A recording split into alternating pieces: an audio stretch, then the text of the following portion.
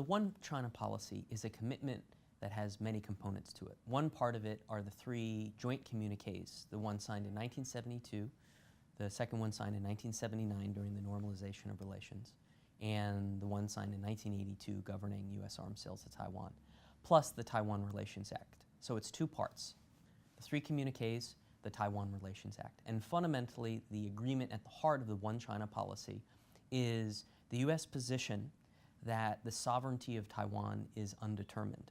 So in the first communique, the Nixon administration acknowledged the Chinese position that China views Taiwan as part of China. But the U.S. is agnostic on this question. So the sovereignty of Taiwan is undetermined. That's sort of the fundamental fudge, diplomatic fudge, at the center of this whole issue.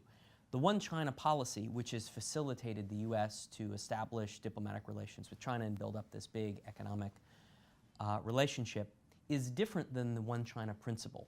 China has a One China principle, America has a One China policy, and they are not the same.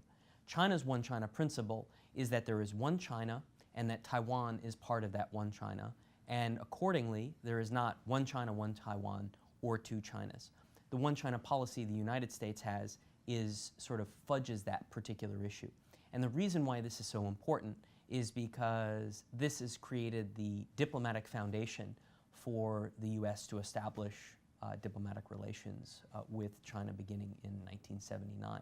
And so by Trump calling into question the One China policy, he's essentially questioning the diplomatic foundation of the U.S.-China relationship, and that has set off alarm bells in Beijing.